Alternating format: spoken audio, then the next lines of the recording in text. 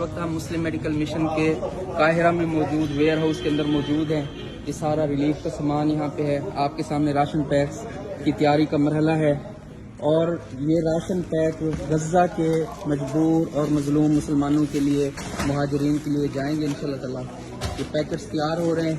हर पैकेट के अंदर सामान है मुख्तलिफ़ किस्म का, जिसमें राशन से मुतल्लिक चीज़ें हैं और ये सामान इंशाअल्लाह यहाँ से कंटेनर्स के ज़रिए गज़ा में जाएगा। इस वक्त 5 कंटेनर्स की तैयारी जारी है, जिसके अंदर फूड आइटम हैं और जिसके अंदर खरमाजात हैं और मुख्तलिफ़ चीज़ें हैं जो गज़ा के मुहाजिरीन में तकसीम की जाएगी। अल्लाह तबारक व तआला कबूल करे और तमाम मुआविनीन को जज़ाए खैर अता करे जो मुस्लिम मेडिकल मिशन के साथ ताउन कर रहे हैं। बारकल्लाहु फीकुम।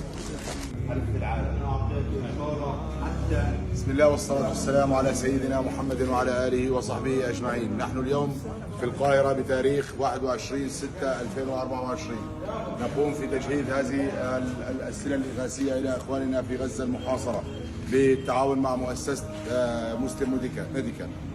ولكم جزيل الشكر، جزاكم الله خير.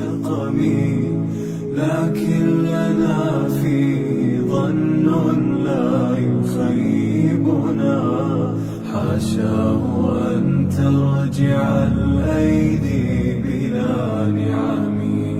كم جاد من فضله قبل السؤال، وكم أعطى وأغنى بمحض الجود والكرم.